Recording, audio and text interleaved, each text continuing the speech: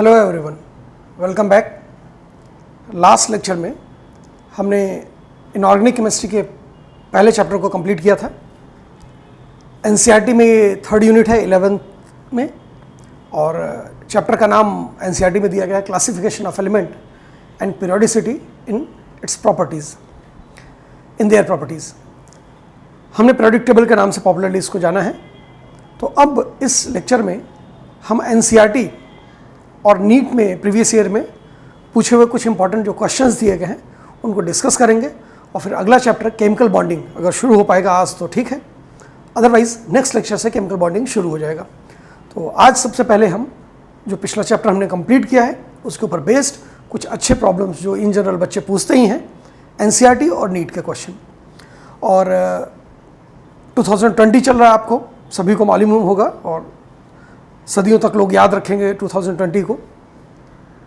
हम उस लिहाज से बात नहीं कर रहे हैं कि इस सदी के 20 साल बीत चुके हैं, और अब हम जो क्वेश्चंस का डिस्कशन किया करेंगे पिछले सदी की बातें नहीं किया करेंगे।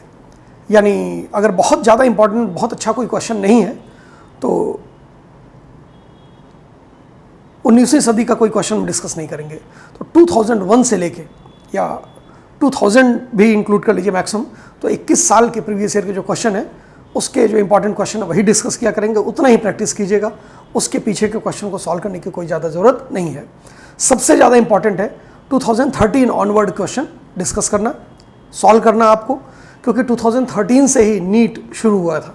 ये एग्जामिनेशन पहले AIPMT, CBSE PMT अलग अलग नामों से हुआ था, लेकिन 2013 से नीट होना शुरू हुआ। तो आप 10 साल के क्वेश्चन तो ज़रूर कीजिएगा, और उससे ज़्यादा करना चाहें तो 20 या 21 साल के क्वेश्चन कीजिए, यानी नई सदी के क्वेश्चन कीजिए, पिछली सदी को भूल जाइए। और बस एनसीईआरटी के क्वेश्चंस अगर आप देखेंगे तो थ्योरी के दौरान प्रॉब्लम्स दिए गए हैं सॉल्व्ड एग्जाम्पल के रूप में, तो हम उनको डिस्कस नहीं कर रहे हैं।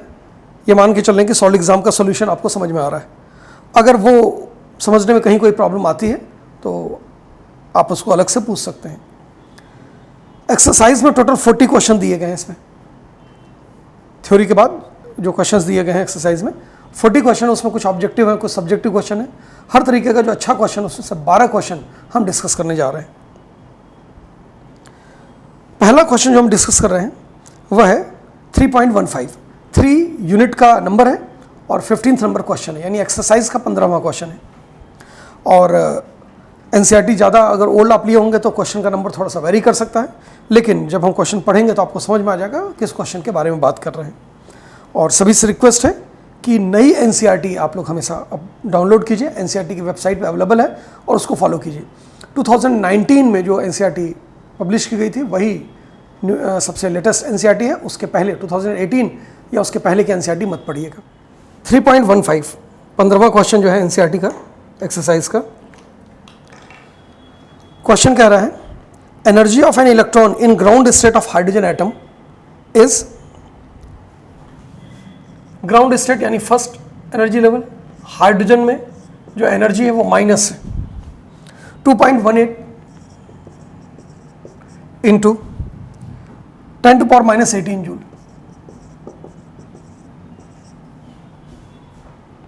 Calculate the ionization energy of atomic hydrogen in terms of joule per mole. Ionization energy hydrogen atom का पता करना है in joule per mole. This is the question. देखिए, इलेक्ट्रॉन की जो एनर्जी दी गई वो माइनस दी गई है। माइनस का मतलब होता है इसके ऊपर अट्रैक्टिव फोर्स लग रहा है। तो जितनी फोर्स से ये बॉन्डेड है, जितनी एनर्जी से ये बॉन्डेड है, कम से कम उतनी एनर्जी देंगे तो इलेक्ट्रॉन आयनाइज होगा। तो आयनाइजेशन एनर्जी क्या होगी? ग्राउंड स्टेट में किसी भी इलेक्ट्रॉन की जो एनर्जी है उसको माइनस से प्लस कर दीजिए। माइनस का मतलब इलेक्ट्रॉन बॉन्डेड था, अगर आप उसको फ्री करना चाहते हैं तो इतनी एनर्जी ऐड करेंगे, ऐड करने का मतलब प्लस एनर्जी होगी। तो जो आयनाइजेशन एनर्जी होगी हाइड्रोजन एटम की वो प्लस 2.18 ग्राउंड स्टेट में जो एनर्जी है उसी के बराबर होगा। लेकिन ये पर एटम है, एक एटम में हाइड्रोजन के एक इलेक्ट्रॉन होता है और उसकी एनर्जी है, और हमको पर मोल बताना है, यानी एक मोल का बताना है। एक मोल में क्या होता है, एवोगाड्रो नंबर ऑफ एटम होंगे, तो पर मोल बताने के लिए plus 2.18 into 10 to power minus 19 into 6.02 into 10 to power 23, ये हो जाएगा जूल पर मोल। अब इसको सॉल्व करना है आपको। 6.02 का अप्रॉक्सीमेट अगर हम 6 मान लें तो 6 से मल्टीप्लाई करेंगे 48 आएगा, 4 रिमाइंडर 10 आ जाएगा, 1 reminder 13.08 into 10 to power minus 19 plus 23, कितना बचेगा 4। तो आप इसको लिख सकते हैं 1.308 अप्रॉक्सीमेट इंटू 10 टू पावर, अब 10 से डिवाइड किया, 10 से मल्टीप्लाई किया 10 टू 5, ये जूल पर मोल होगा। किलो जूल पर मोल में अगर पूछा जाएगा तो यहाँ पर 1000 से डिवाइड कर दीजिएगा। तो इस तरीके से आप जूल, किलो जूल, पर मोल, पर एटम कई तरीके से एनर्जी को बता सकते हैं। तो ये पूरा का पूरा खेल जो है सिर्फ यूनिट को ध्यान रखना है, और पर एटम पर मोल का रिलेशन और टोटल एनर्जी और आयनाइजेशन एनर्जी का रिलेशन। किसी भी ऑर्बिट में किसी भी इलेक्ट्रॉन की जितनी निगेटिव एनर्जी होती है उतना ही पॉजिटिव आयनाइजेशन एनर्जी होती है। नेगेटिव एनर्जी शो करता है कि इलेक्ट्रॉन न्यूक्लियस से बॉन्डेड है, जितनी एनर्जी से बॉन्डेड है उतनी ही एनर्जी देने पर इलेक्ट्रॉन रिलीज हो जाएगा, तो that magnitude of energy will be called what, ionization energy. तो यही कंसेप्ट था इसमें। अगला क्वेश्चन, क्वेश्चन नंबर 17, तो 3.17 हो जाएगा। ये क्वेश्चन कर रहा है, how would you explain the fact that first ionization enthalpy of sodium is lower than that of magnesium. ये कहना चाहता है IE1 of sodium is less than IE1 of magnesium.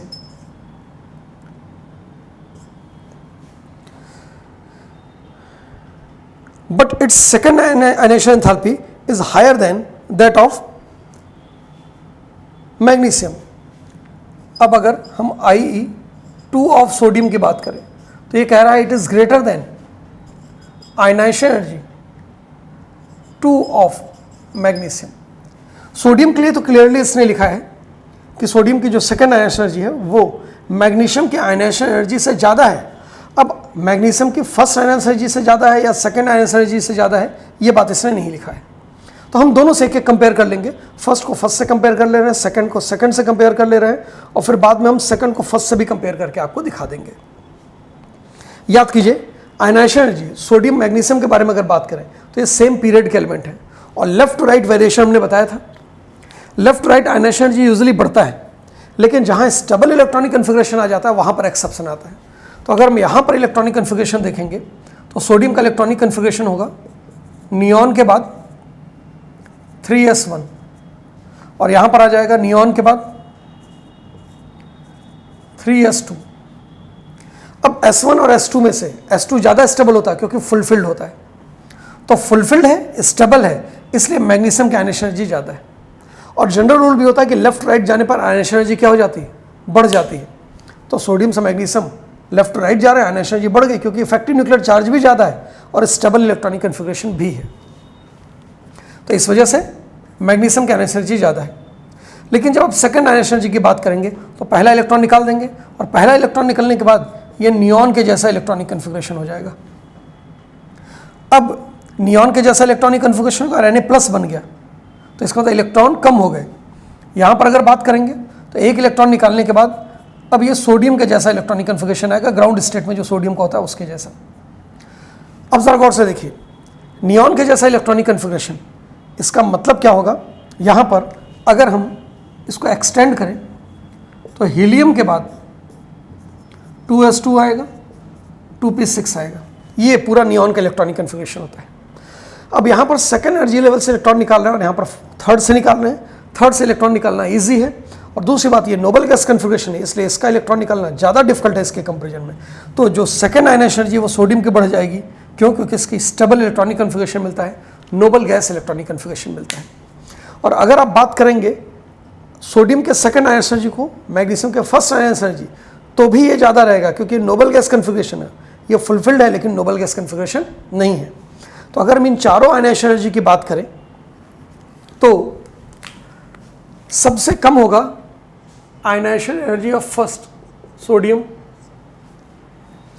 First से सेकंड ज़्यादा रहता है, लेकिन वो सेकंड मैग्नीशियम के फर्स्ट और सेकंड से भी ज़्यादा रहेगा क्योंकि नोबल गैस कन्फिग्रेशन आ गया। तो इससे ज़्यादा आयनाइजेशन एनर्जी मिलेगा मैग्नीशियम का फर्स्ट आयनाइजेशन एनर्जी, इससे ज़्यादा मिलेगा मैग्नीशियम का सेकंड आयनाइजेशन एनर्जी, और इससे भी ज़्यादा मिलेगा सोडियम का second ionization energy.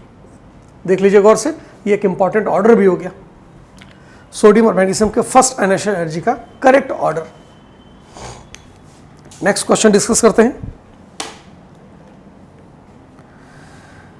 Question number 323, total 23 number question. How would you react to the statement that electronegativity of nitrogen on Pauling scale is 3 in all the nitrogen compounds? क्या क्या कहा गया है? Electronegativity of nitrogen is equal to 3 on Pauling scale.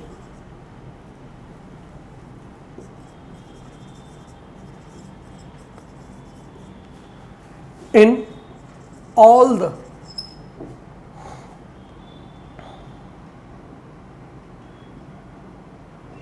Nitrogen compounds. एक बात बताया गया था कि स्टेटमेंट लिखवाया गया था कि इलेक्ट्रोनेगेटिविटी एक रिलेटिव वैल्यू है। तो देखिए पॉलिंग स्केल पे जो कंपेयर किया गया है वो हाइड्रोजन के बेसिस पर किया गया, और हाइड्रोजन की वैल्यू क्या माना गया था, बताया था हमने 2.05 माना गया था। पॉलिंग स्केल ही मोस्ट एक्सेप्टेड स्केल है, लेकिन अगर आप उस स्केल को चेंज कर दीजिए, किसी और से कंपेयर करेंगे तो ये वैल्यू बदलती जाएगी। और नाइट्रोजन की इलेक्ट्रोनेगेटिविटी भी एब्सोल्यूट नहीं होती, इवन पॉलिंग स्केल पर भी।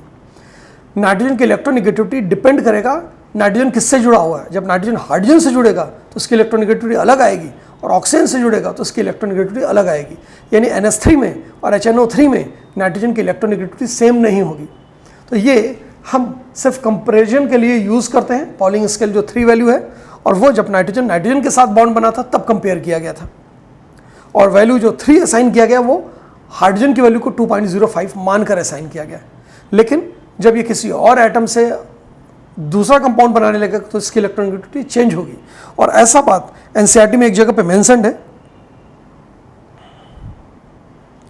वो स्टेटमेंट आपको पढ़ के सुना दे रहे हैं, इलेक्ट्रोनेगेटिविटी के बारे में दिया गया है।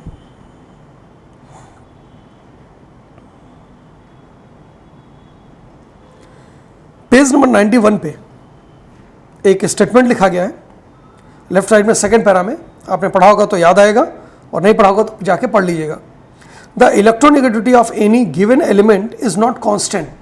एलिमेंट हमने नाइट्रोजन ले लिया, अब इसकी इलेक्ट्रोनेगेटिविटी कांस्टेंट नहीं है। The electronegativity of any given element is not constant, it varies depending on the element to which it is bonded. जैसे हमने बोला था कि अमोनिया में और HNO3 में नाइट्रोजन की इलेक्ट्रोनेगेटिविटी अलग अलग होगी, क्योंकि एक कंपाउंड में ये हाइड्रोजन से जुड़ा है और दूसरे में ऑक्सीजन से जुड़ा हुआ है। आगे ये क्या कहता है, it does provide a means of predicting the nature of force that holds a pair of atoms together, a relation that you will explore later. यानी जब दो एटम्स जुड़ते हैं तो उनके बीच में बॉन्ड की स्ट्रेंथ क्या होगी, किस तरीके से वो बॉन्ड बनाएंगे, इसका भी कंसेप्ट इलेक्ट्रोनेगेटिविटी के बेसिस पर मिलता है, जो कि हम आगे चल के देखेंगे नेक्स्ट चैप्टर केमिकल बॉन्डिंग में। तो ये पैराग्राफ इस बात का प्रूव करता है कि इलेक्ट्रोनेगेटिविटी नाइट्रोजन की 3 उसके सारे कंपाउंड में नहीं होगी, ये डिपेंड करेगा कि वो किस एटम से जुड़ा हुआ है। अब ये ऑब्जेक्टिव में कैसे पूछेगा, विच of the following is the correct statement, तो उसमें से एक स्टेटमेंट ये डाल सकता है कि electronegativity of nitrogen is 3.0 in its all the compounds, is not 3.0 in all of its compound, और दो स्टेटमेंट कुछ और किसी और चैप्टर से डाल सकता है या इसी चैप्टर के दूसरे टॉपिक से डाल सकता है। तो विच of the following is the correct statement, incorrect statement में किसी एक पॉइंट को उठा के उस स्टेटमेंट के रूप में बनाते हैं। फिलहाल हम अगले क्वेश्चन की तरफ बढ़ते हैं। अगला क्वेश्चन हमारा क्वेश्चन नंबर 25, सो 3.25। ये क्वेश्चन कर रहा है, would you expect the first ionization enthalpy for 2 isotopes of the same element to be same और डिफरेंट। ये कह रहा है कि जो 2 आइसोटोप्स होते हैं किसी एक एलिमेंट के, उनकी आयनेशन एनर्जी सेम होगी या डिफरेंट। तो देखिए आइसोटोप्स में डिफरेंस क्या होता है। अगर हम ले लें isotopes of carbon C12 and C14, तो इनमें प्रोटॉन का नंबर, एटॉमिक नंबर 6, इलेक्ट्रॉन का नंबर न्यूट्रल एटम में प्रोटॉन के बराबर ही रहेगा, और न्यूट्रॉन का नंबर कितना रहेगा, इसमें रहेगा 6 और इसमें रहेगा 8। तो जो आइसोटोप्स में वेरी कर रहा है वो न्यूट्रॉन वेरी कर रहा है। और आयनाइजेशन एनर्जी किसके ऊपर डिपेंड करता है, इलेक्ट्रॉनिक कन्फिग्रेशन के ऊपर और न्यूक्लियस के अट्रैक्शन के ऊपर। तो दोनों में न्यूक्लियस में प्रोटॉन का नंबर यानी पॉजिटिव चार्ज बराबर है और इलेक्ट्रॉन का नंबर बराबर, तो इलेक्ट्रॉनिक कन्फिग्रेशन भी एक जैसा होगा। इस वजह से आयनाइजेशन एनर्जी सारे आइसोटोप्स के सेम होते हैं, यानी प्रोटियम, ड्यूटेरियम, ट्रिटियम जो हाइड्रोजन का आइसोटोप्स हैं, तीनों की आयनाइजेशन एनर्जी सेम होगी। तो जो क्वेश्चन आप प्रोटियम के लिए पढ़े थे, हाइड्रोजन के लिए, ये क्वेश्चन ड्यूटेरियम में भी यही आयनाइजेशन एनर्जी, यही एनर्जीज आएंगी, क्योंकि न्यूट्रॉन आइसोटोप्स में बदलता है और उसकी वजह से न्यूक्लियस और इलेक्ट्रॉन के बीच के जो रिश्ते हैं उसमें कोई चेंज नहीं आता है। नेक्स्ट क्वेश्चन, क्वेश्चन नंबर 25 तक देख लिया हमने। क्वेश्चन नंबर 29 फिर से हम बताते चलें कि जो इंपॉर्टेंट क्वेश्चन जो अक्सर बच्चे हमसे पूछा करते हैं हर साल, तो वही क्वेश्चन हम डिस्कस कर रहे हैं। इसके सिवाय आपके लिए अपना इंपॉर्टेंट क्वेश्चन कुछ और हो सकता है, आप उसको अलग से भी पूछ सकते हैं। क्वेश्चन नंबर 29 कहता है right the general outer electronic configuration of S, P, D and F elements. ये एक इंपॉर्टेंट क्वेश्चन है। S, P, D और F एलिमेंट्स जो इन ब्लॉक्स में एलिमेंट पाए जाते हैं उनका जनरल इलेक्ट्रॉनिक कन्फिगरेशन। तो देखिए जनरल इलेक्ट्रॉनिक कन्फिगरेशन के लिए नियरेस्ट नोबल गैस लिख देते हैं। अब वो नोबल गैस कौन सा होगा, वो डिपेंड करेगा एटॉमिक नंबर के ऊपर। अगर एटॉमिक नंबर 2 से ज़्यादा है तो नियरेस्ट नोबल गैस 2 रहेगा। 10 से भी ज़्यादा लिया तो नियॉन से शुरू करते हैं। अगर 18 से ज़्यादा है तो आर्गन से, ये बातें बता चुके हैं। अब अगर S ब्लॉक का एलिमेंट है तो लास्ट इलेक्ट्रॉन S में पहुंचेगा, और किसके, वैलेंस शेल के S में, तो उसको बोलते हैं NS, और इसमें 1 से लेके 2 इलेक्ट्रॉन होते हैं, या तो 1 या तो 2। P में अगर बात करेंगे तो NS रहेगा, NS में 2 इलेक्ट्रॉन रहेंगे फिक्स, और जो N के P में 1 से लेके 6 इलेक्ट्रॉन तक होते हैं। और ध्यान रखिएगा NS और NP के बीच में N-1 का D भी हो सकता है और N-2 का F भी हो सकता है, वो डिपेंड करेगा N की वैल्यू क्या है। अच्छा, तो हम वो बात लिख दे रहे हैं, N-2 का F उसमें हमेशा 14 इलेक्ट्रॉन रहेगा, और N-1 का D इसमें 10 इलेक्ट्रॉन रहेगा, और N का P जो रहेगा 1 to 6। अब ये N-2 F N-1D ज़्यादातर नहीं लिखा जाता, तो इसका मतलब वैलेंस शेल इलेक्ट्रॉनिक कन्फिगरेशन की बात करेंगे तो सिर्फ NS2 और NP में 1 से लेकर 6 इलेक्ट्रॉन तक। जब D ब्लॉक की बात करते हैं तो NS में 1 to 2 इलेक्ट्रॉन होता है। वैसे तो 2 इलेक्ट्रॉन होता है ज़्यादातर केसेस में, कुछ केसेस में 1 इलेक्ट्रॉन भी आ जाता है half filled full field stability के बेसिस पे। हमने क्रोमियम और जिंक का एग्जाम्पल दिया था। अच्छा, एक केस में, पैलेडियम के केस में NS0 भी हो जाता है, लेकिन जनरल इलेक्ट्रॉनिक कन्फिगरेशन में वो नहीं आएगा, वो बहुत स्पेशल और रेयर इलेक्ट्रॉनिक कन्फिगरेशन है। तो NS में 1 या 2 इलेक्ट्रॉन रहेंगे, और N-1D में इलेक्ट्रॉन भरते हैं 1 से लेकर 10 तक। तो लास्ट इलेक्ट्रॉन D में से 1 से लेकर 10 तक में कोई इलेक्ट्रॉन रहेगा, इसलिए ये D ब्लॉक का एलिमेंट है। F ब्लॉक में याद कीजिए NS तो 2 ही रहता है, और N-1D 0 से 1 रहता है, ज़्यादातर 0 होता है, कुछ केसेस में मैंने बताया था 8 केसेस में 1 होता है। वो सारा एक्सेप्शनल इलेक्ट्रॉनिक कन्फिगरेशन हम बता चुके हैं, और आगे फिर से बताएंगे D और F ब्लॉक एलिमेंट्स में। और फिर N-2 के F में जब आप भरते हैं तो 1 से लेके 14 इलेक्ट्रॉन तक भरते हैं। तो ये जनरल इलेक्ट्रॉनिक कन्फिगरेशंस हैं, और ये कभी कभी लिखा जाता है, और आप चाहें तो इसको अवॉइड कर सकते हैं। वैलेंस शेल इलेक्ट्रॉनिक कन्फिगरेशन यही रहेगा। D और F के लिए वैलेंस शेल का इलेक्ट्रॉन ही सिर्फ वैलेंस इलेक्ट्रॉन नहीं होता है, इनर शेल का जो D इलेक्ट्रॉन है, जैसे N-1D, ये भी बॉन्डिंग में पार्टिसिपेट करता है। तो जो वैलेंस शेल का कंसेप्ट है वो S और P के लिए तो सिर्फ लास्ट शेल होता है, लेकिन D और F में लास्ट के सिवाय इनर शेल भी वैलेंस शेल का काम करते हैं। सारे इनर शेल नहीं, लेकिन D में N-1 का D और F में N-1 का D और N का S, ये भी बॉन्डिंग में पार्टिसिपेट करते हैं। तो ये भी वैलेंस का पार्टिसिपेशन या वैलेंस का पार्ट कहा जाता है। तो नेक्स्ट क्वेश्चन हम देखते हैं। क्वेश्चन नंबर 29 तक हो गया। क्वेश्चन नंबर 30 से शुरू करते हैं। अगले दो इंपॉर्टेंट जो क्वेश्चन है, क्वेश्चन नंबर 30 और 31।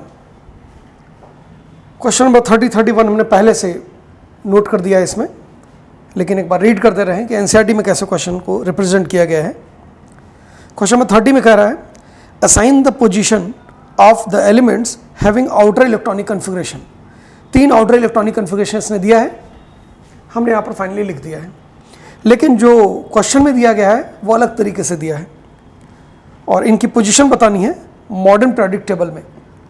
पोजीशन मतलब किस ब्लॉक से, किस पीरियड से, किस ग्रुप से बिलोंग करता है, और ज़्यादातर तो वैसे पीरियड और ग्रुप ही पूछा जाता है, लेकिन हम ब्लॉक के बारे में भी बात करेंगे। पहला ऑप्शन इसने जो दिया है NS2 NP4 लिखा है, लेकिन n की वैल्यू 3 लिख दिया है, तो हमने n की वैल्यू 3 लिख के 3s2 3p4 कर दिया है। दूसरा ऑप्शन में इन्होंने दिया है n-1d2 NS2 और n की वैल्यू 4 दिया है। अगर n की वैल्यू 4 है तो n-1 3 होगा और NS 4s2 हो जाएगा। तीसरा जो ऑप्शन इन्होंने दिया था, ऑप्शन नहीं, थर्ड क्वेश्चन जो दिया है वो n-2 f के 7 और n की वैल्यू 6 दिया है, तो n-2 हो जाएगा 4f7। उसके बाद इन्होंने दिया लिखा था n-1 d1, n की वैल्यू 6 है तो n-1 हो जाएगा 5 d का 1, और फिर NS2 यानी 6s2। ये 3 का इलेक्ट्रॉनिक कन्फिगरेशन दे दिया है और तीनों को पोजीशन को बताना है। याद कीजिए इलेक्ट्रॉनिक कन्फिगरेशन लिखते वक्त पहले NS भरा जाता है, तो यहाँ पर 3s भरा जाएगा, फिर 3p भरा जाएगा, और 3s के बाद 3p में भरेंगे तो लास्ट इलेक्ट्रॉन p में गया, तो ये p ब्लॉक का एलिमेंट हो गया। हाईएस्ट एनर्जी लेवल 3 है तो ये थर्ड पीरियड का एलिमेंट हो गया। और p ब्लॉक एलिमेंट्स के लिए ग्रुप का फार्मूला जो हमने बताया था, वो ग्रुप का फार्मूला था xn+10। xn क्या था? वैलेंस शेल में नंबर ऑफ इलेक्ट्रॉन और उसमें 10 ऐड करना है। तो वैलेंस शेल 3 है, 3 का s और 3 का p। वैलेंस शेल में ये सारे इलेक्ट्रॉन आएंगे 2 + 4, तो वैलेंस शेल में 2 + 4 6 इलेक्ट्रॉन है, 10 ऐड करेंगे तो कितना आ जाएगा? ये 16th ग्रुप यानी ऑक्सीजन फैमिली का मेंबर हो गया। देखिएगा सल्फर का इलेक्ट्रॉनिक कन्फिगरेशन ऐसा मिलता है एंड में। यहाँ पर 3d2 4s2 लिखा है, लेकिन याद कीजिए इलेक्ट्रॉनिक कन्फिगरेशन में पढ़ाया गया है कि पहले 4s में इलेक्ट्रॉन भरते हैं फिर 3d में भरते हैं, तो इसका आखिरी इलेक्ट्रॉन 4s में नहीं गया है, 3d में गया है, और 3d में आखिरी इलेक्ट्रॉन गया है तो ये d ब्लॉक का एलिमेंट है। हाईएस्ट एनर्जी लेवल 4 है तो ये 4th पीरियड में रहेगा। और d ब्लॉक के एलिमेंट के लिए जो ग्रुप का तरीका होता है हमने बताया था xn + xn-1d, यानी हाईएस्ट एनर्जी लेवल में टोटल इलेक्ट्रॉन और सेकंड हाईएस्ट के d में टोटल इलेक्ट्रॉन। तो हाईएस्ट एनर्जी लेवल 4 उसमें 2 इलेक्ट्रॉन है और सेकंड हाईएस्ट 3 के d में 2 इलेक्ट्रॉन, 2 + 2 4, ये 4th ग्रुप का मेंबर हो जाएगा। ये इलेक्ट्रॉनिक कन्फिगरेशन देखिए, इलेक्ट्रॉनिक कन्फिगरेशन आपको बताया गया है सबसे पहले NS में भरते हैं इलेक्ट्रॉन, फिर n-1 d में भरते हैं और फिर n-2 f में भरते हैं। तो इसका मतलब d भी पूरा नहीं भरा है, f भी पूरा नहीं भरा है, तो इसका मतलब आखिरी इलेक्ट्रॉन इसका f में गया होगा, और f में 14 करने के बाद ही d में दूसरा इलेक्ट्रॉन भरते हैं। तो यहाँ पर आखिरी इलेक्ट्रॉन कहाँ गया? f में गया, तो ये f ब्लॉक का एलिमेंट हो गया।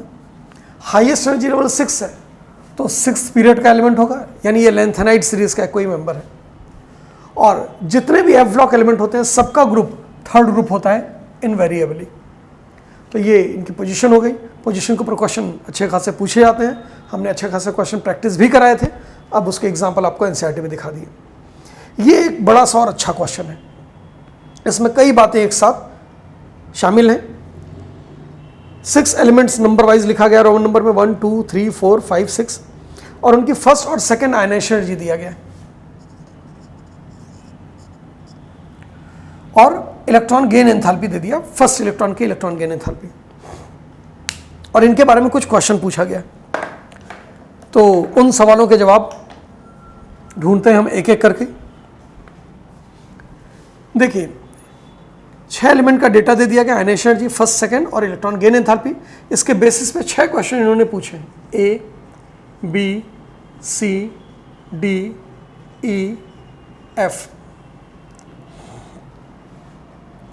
पहला question, the least reactive element. Least reactive element कौन होता है? तो पहले सोचते हैं कि रिएक्टिव एलिमेंट कौन होता है। देखिए रिएक्शन जो होता है वो दो तरीके से होता है, इलेक्ट्रॉन के लॉस और गेन। जो इलेक्ट्रॉन जल्दी लॉस करता है वो मेटल होता है, जो इलेक्ट्रॉन जल्दी गेन करता है वो नॉन मेटल होता है। जो मेटल होता है उसकी आयनेशन एनर्जी कम होती है, और जो नॉन मेटल होता है उसका electron gain enthalpy more negative होता है। अगर किसी की आयनेशन एनर्जी बहुत हाई है तो इलेक्ट्रॉन लॉस नहीं करना चाहेगा, और इलेक्ट्रॉन गेन एंथैल्पी पॉजिटिव है तो इलेक्ट्रॉन गेन भी नहीं करना चाहेगा। जो इलेक्ट्रॉन लॉस भी ना करे, गेन भी ना करे, वही लीस्ट रिएक्टिव होगा। नोबल गैसेस ऐसे होते हैं। तो यहाँ पर हमको नोबल गैस तो लिख के दिया नहीं गया, लेकिन देखिए तो आयनेशन एनर्जी इसमें सबसे ज़्यादा इसका है, तो इलेक्ट्रॉन लॉस नहीं करना चाहता है। इनमें सबसे कम टेंडेंसी रखता है इलेक्ट्रॉन लॉस करने की। और अगर इसका इलेक्ट्रॉन गेन एंथैल्पी देखें तो वो भी पॉजिटिव है, इसका मतलब ये इलेक्ट्रॉन गेन भी नहीं करना चाहता है। तो न तो ये लॉस करना चाहता है, न तो गेन करना चाहता है, इस वजह से ये लीस्ट रिएक्टिव होगा। तो जो फिफ्थ एलिमेंट का डेटा दिया है वो लीस्ट रिएक्टिव एलिमेंट है, यही नोबल गैस है। ये डेटा देख के ये भी पूछ सकता है विच ऑफ द फॉलोइंग या which of the above is a noble gas. तो fifth is a noble gas, यही लीस्ट रिएक्टिव एलिमेंट रहेगा। क्यों? क्योंकि आयनेशन एनर्जी बहुत ज़्यादा है, इलेक्ट्रॉन लॉस भी नहीं करना चाहता है, इलेक्ट्रॉन गेन एंथैल्पी पॉजिटिव है, इलेक्ट्रॉन गेन भी नहीं करना चाहता है। इलेक्ट्रॉन गेन कौन करता है? जिसका इलेक्ट्रॉन गेन एंथैल्पी निगेटिव हो, और जिसका ज़्यादा निगेटिव इसकी इलेक्ट्रॉन गेन करने की टेंडेंसी भी ज़्यादा।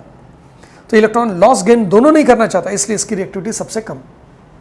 अगला सवाल बी कह रहा है मोस्ट रिएक्टिव मेटल, मेटल है और सबसे ज़्यादा रिएक्टिव है, इसका मतलब इलेक्ट्रॉन लॉस करने की टेंडेंसी बहुत ज़्यादा होगी, और इलेक्ट्रॉन लॉस करने की टेंडेंसी अगर बहुत ज़्यादा है तो इसका मतलब उसका आयनेशन एनर्जी बहुत कम होगा। तो आयनेशन एनर्जी सबसे कम 419 है। कम आयनेशन एनर्जी 1000 से कम 520, 419 और 738, तीन आयनेशन एनर्जी कम है। उसमें लीस्ट आयनेशन एनर्जी किसका है? 419, तो यही सबसे ज़्यादा रिएक्टिव होगा। और डेटा तो नहीं याद रखना है, लेकिन अब ध्यान रखिएगा एल्कली मेटल्स का जो आयनेशन एनर्जी होता है, फर्स्ट आयनेशन एनर्जी, वो 1000 के अंदर रहता है। 1000 से जितना नीचे रहेगा इसका मतलब एल्कली मेटल उतने नीचे पाया जाएगा पीरियोडिक टेबल में। 1000 के आसपास रहता है एल्कलाइन अर्थ मेटल्स का, और जो नॉन मेटल्स हैं उनकी आयनेशन एनर्जी जो होती है वो यूजुअली 1000 से 2000 के रेंज में होती है, और 2000 या उससे अबव जो आयनेशन एनर्जी रहेगी वो नोबल गैसेस की आयनेशन एनर्जी रहेगी। तो ये रफ आइडिया आप रखिएगा, लेस देन 1000 तो एल्कली मेटल्स, 1000 के आसपास तो एल्कलाइन अर्थ मेटल्स, 1000 से 2000 के बीच में तो इसका मतलब नॉन मेटल, और 2000 या उससे ऊपर ज़्यादा जाए तो नोबल गैसेस हो जाएंगे। और इलेक्ट्रॉन गेन एंथैल्पी अगर नॉन मेटल्स की बात करेंगे तो 100 या उससे ज़्यादा रहता है। ऑक्सीजन की आयनेशन एनर्जी बहुत कम हो जाती है, -141 होता है। और जितने भी हैलोजेंस हैं उन सबकी electron gain enthalpy oxygen family के हर मेंबर से ज़्यादा होता है। हैलोजन फैमिली में जो हाईएस्ट इलेक्ट्रॉन गेन एंथैल्पी होता है, मोस्ट निगेटिव जो वैल्यू होता है वो क्लोरीन के लिए होता है, और वो -300 के क्लोज आता है। लेकिन ऑक्सीजन का अगर आप देखेंगे तो -141 आता है। तो ऑक्सीजन फैमिली के किसी भी मेंबर से हैलोजन फैमिली के किसी भी मेंबर का जो इलेक्ट्रॉन गेन एंथैल्पी होगा वो मोर नेगेटिव होगा। फिलहाल अगले क्वेश्चन बी पे आते हैं। तो मोस्ट रिएक्टिव मेटल कौन होगा जिसका आयनेशन एनर्जी सबसे कम? तो सबसे कम आयनेशन एनर्जी सेकंड का है, इसलिए second will be most reactive metal. C option. The most reactive non metal, non metal का मतलब क्या? उसका आयनेशन एनर्जी तो हाई होगा लेकिन electron gain enthalpy more negative होगा। तो more negative electron gain enthalpy दो में मिल रहा है, थर्ड में और फोर्थ में। इसमें most negative electron gain enthalpy किसकी है? थर्ड की। जिसका most negative electron gain enthalpy, उसके इलेक्ट्रॉन गेन करने की एबिलिटी ज़्यादा, उसकी रिएक्टिविटी ज़्यादा। और इलेक्ट्रॉन गेन करने की एबिलिटी जितनी ज़्यादा होगी, लॉस करने की एबिलिटी उतनी ही कम होगी। तो देखिए इसका आयनेशन एनर्जी भी बहुत हाई है। तो इलेक्ट्रॉन लॉस नहीं करना चाहता, गेन करना चाहता, और गेन करने की एबिलिटी इन सब में सबसे ज़्यादा। तो इसलिए most reactive non metal third. तो नॉन मेटल के लिए हम इलेक्ट्रॉन गेन एंथैल्पी को कंपेयर कर रहे हैं, और मेटल के लिए आयनेशन एनर्जी। और जब नोबल गैस की बात होती है तो आयनेशन एनर्जी भी बहुत हाई हो, इलेक्ट्रॉन गेन एंथैल्पी भी पॉजिटिव हो। Next question D, the least reactive non metal.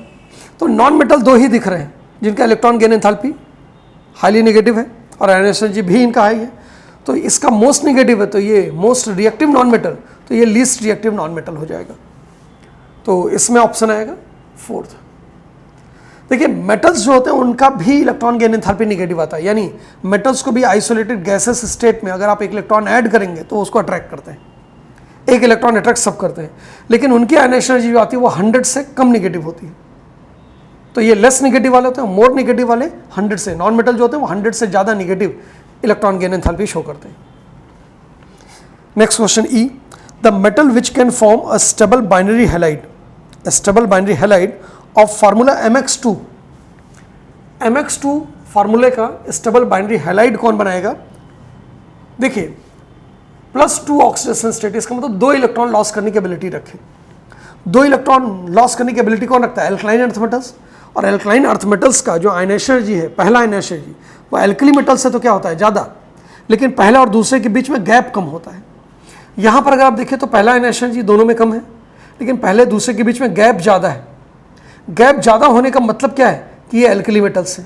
पहला तो लॉस कर देंगे लेकिन दूसरा लॉस नहीं करेंगे, क्योंकि नोबल गैस कन्फिगरेशन अचीव कर लेते हैं। अगर आप यहाँ पर देखें तो इसका आयनेशन एनर्जी पहला जो है इन मेटल से, फर्स्ट और सेकंड से तो क्या ज़्यादा है, लेकिन नोबल गैसेस और नॉन मेटल से कम आयनेशन एनर्जी है। तो इलेक्ट्रॉन पहला लॉस करेगा, और पहले और दूसरे में ज़्यादा अंतर नहीं है, दुगने का अंतर है, लेकिन यहाँ पर अगर आप देखेंगे तो 14 टाइम्स का अंतर है अप्रॉक्सीमेट, और यहाँ पर अगर देखेंगे तो 7 टाइम्स का अंतर है। तो यहाँ पर पहला और दूसरा दोनों इलेक्ट्रॉन लॉस करेगा, और जब दोनों इलेक्ट्रॉन लॉस करेगा तो +2 वाला कंपाउंड बनाएगा, और +2 वाला कंपाउंड बनाएगा तो इसका मतलब ये mx2 हैलाइड बनाएगा स्टेबल। तो यहाँ पर आंसर आ जाएगा 6। इसका आखिरी question F, the metal which can form, metal इसका मतलब फर्स्ट, सेकेंड और 6 की कंपेयर करेंगे। The metal which can form predominantly stable covalent halide of formula mx, mx का मतलब एल्कली मेटल होगा, +1 वाला बनाएगा, लेकिन प्रीडोमिनेंटली कोवेलेंट बनाए। याद कीजिए हमने बताया था कि लिथियम और बेरिलियम में एनॉमलस बिहेवियर होता है, और इनके कोवेलेंट कंपाउंड बनते हैं प्रीडोमिनेंटली, इनका हाई पोलराइजिंग पावर की वजह से। तो कोवेलेंट कंपाउंड बनाने वाला मेटल जो होता है वो सबसे ऊपर वाला मेटल होता है, और ऊपर वाले मेटल की आयनेशन एनर्जी जो क्या होती है वो ज़्यादा होती है, क्योंकि down the group ionisation energy कम होती जाती है। तो ये दोनों मेटल अगर देखिए तो ये एल्कली मेटल है, क्योंकि फर्स्ट और सेकंड के बीच में गैप ज़्यादा है, लेकिन जिसका आयनेशन एनर्जी कम वो नीचे पाया जाएगा, जिसका आयनेशन एनर्जी ज़्यादा वो ऊपर पाया जाएगा। तो इसका मतलब फर्स्ट वाला जो मेटल है वो ऊपर रहेगा, तो इसके कंपाउंड में, इसके हैलाइड में कोवेलेंट कैरेक्टर ज़्यादा होगा। तो इस वजह से हाई कोवेलेंट कैरेक्टर वाला +1 वाला एल्कली मेटल जो होगा वो फर्स्ट। तो ये आंसर से एक बार मैच कर लीजिएगा। इस एक क्वेश्चन से 2500 क्वेश्चन फ्रेम किए जा सकते हैं एग्जाम में। इसके बाद नेक्स्ट क्वेश्चन, बाकी के कुछ ऑब्जेक्टिव क्वेश्चंस हैं उनको हम डिस्कस कर दे रहे हैं। क्वेश्चन नंबर 35,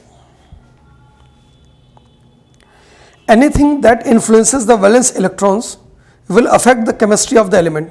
ठीक है, वैलेंस इलेक्ट्रॉन के लॉस गेन शेयरिंग के बेसिस पर ही उसकी केमिस्ट्री डिसाइड होती है किसी भी एलिमेंट की।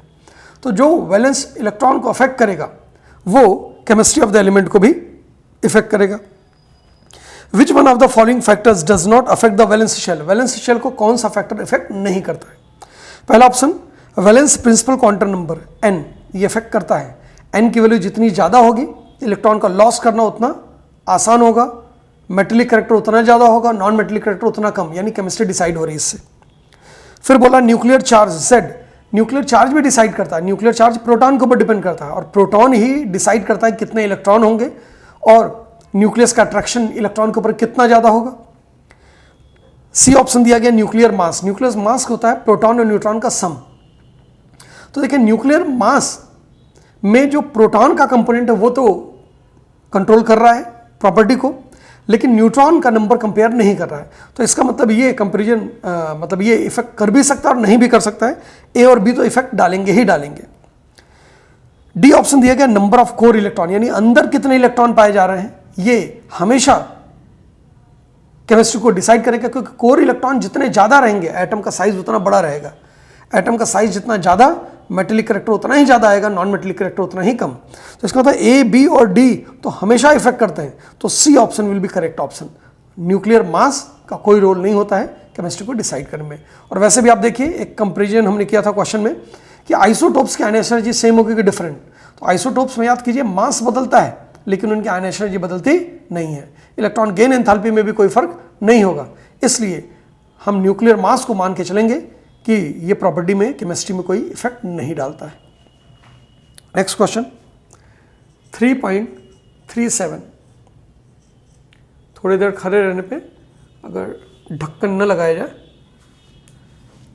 तो स्याही सूख जाती है। 3.37 Which one of the following statements is incorrect in relation to ionization enthalpy? Ionization enthalpy से रिलेटेड कौन सा स्टेटमेंट इनकरेक्ट है? देखिए पहला स्टेटमेंट कह रहा है ionization enthalpy increases for each successive electron. जब भी आप एक एक इलेक्ट्रॉन बढ़ाते जाते हैं तो आयनाइजेशन एनर्जी हमेशा क्या होता जाता है? बढ़ता जाता है। सही बात है। अगर आप लेफ्ट राइट जाएंगे तो इलेक्ट्रॉन एक एक बढ़ता जाएगा और आयनाइजेशन एनर्जी बढ़ता जाएगा, लेकिन कहीं कहीं एक्सेप्शंस भी आते हैं। तो अगर हम इन जनरल बात करें तो बात सही है, लेकिन अगर हर केस के लिए बात करें तो यहां पर कुछ एक्सेप्शन आते हैं। तो इसका मतलब इस बात को हम डाउटफुल रखते हैं अभी। दूसरा कह रहा है the greatest increase in ionization enthalpy is experienced on removal of electron from core noble gas configuration. ये बात हमेशा सही है कि अगर कोर इलेक्ट्रॉन यानी इनर इलेक्ट्रॉन को निकालते हैं नोबल गैस कन्फिग्रेशन से, वैलेंस शेल का सारा इलेक्ट्रॉन लॉस करने के बाद, तो आयनाइजेशन एनर्जी बहुत बढ़ जाती है। So the greatest increase in ionization enthalpy is experienced on removal of electron from core noble gas configuration। ये सही बात है, हमेशा सही होता है, तो ये आंसर नहीं हो सकता। सी बोला गया है option end of valence electrons is marked by a big jump in ionization enthalpy. जो बात बी में था वही बात सी में है कि वैलेंस इलेक्ट्रॉन जब सारे लॉस हो जाते हैं तो एक बहुत बड़ा जंप मिलता है आयनाइजेशन एनर्जी में। क्यों? क्योंकि अगला इलेक्ट्रॉन कोर इलेक्ट्रॉन निकालते हैं और उसको निकालना बहुत मुश्किल हो जाता है। तो बी और सी दोनों एक ही बात है और दोनों ही हमेशा सही हैं। अब डी ऑप्शन कह रहा है removal of electron from orbitals bearing lower n value is easier. जब एन की वैल्यू लो हो तो इलेक्ट्रॉन निकालना मुश्किल होगा क्योंकि इलेक्ट्रॉन न्यूक्लियस के ज़्यादा क्लोज है। और यहाँ पर बोल रहा है कि bearing lower n value is easier than from orbital having higher n value. ये बात हमेशा गलत है। तो देखिए ए वाले में कुछ एक्सेप्शंस मिलते हैं, लेकिन डी वाला बात हमेशा गलत है। तो अगर सिंगल करेक्ट आंसर देंगे तो डी इनकरेक्ट होगा और बाकी सबको करेक्ट माना जाएगा। तो इसका मतलब हमारा करेक्ट आंसर जो होगा वो डी ऑप्शन होगा। Question number 38 considering the elements boron, aluminium, magnesium and potassium the correct order of there metallic character. देखिए ऐसा कोई भी एलिमेंट 4-5 दे दिया जाए और उनकी किसी भी प्रॉपर्टी के बारे में पूछा जाए तो उनको पीरियोडिक टेबल में जैसा उनका अरेंजमेंट है वैसे अरेंज कर लीजिए। और इसके लिए जो भी एलिमेंट पहले मिला उसको लिख दीजिए। जैसे हमने बोरॉन लिख दिया, अब बोरॉन के रेस्पेक्ट में लेफ्ट राइट टॉप बॉटम में हम बाकी एलिमेंट्स को अरेंज कर देंगे।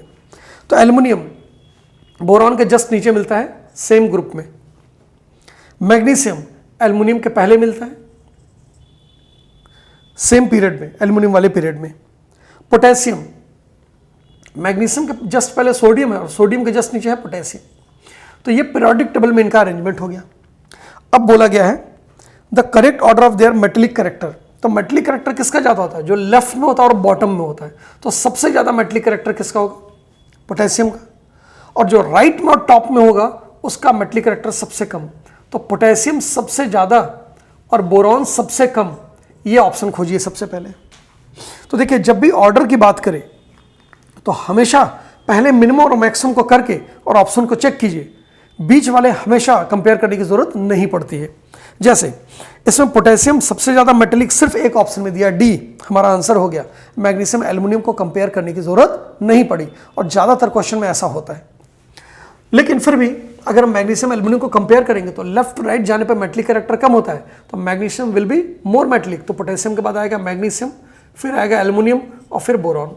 लेकिन हम सिर्फ पोटेशियम का मैक्सिमम वैल्यू या बोरॉन का मिनिमम वैल्यू देखते तो हमारा आंसर आ जाता। बोरॉन के मिनिमम वैल्यू दो जगह पे दिए गए, सी और डी में, लेकिन पोटेशियम का मैक्सिमम वैल्यू सिर्फ डी में दिया है, उससे हमारा आंसर हो जा रहा है। तो ये हमारा करेक्ट ऑप्शन डी रहेगा। 3.39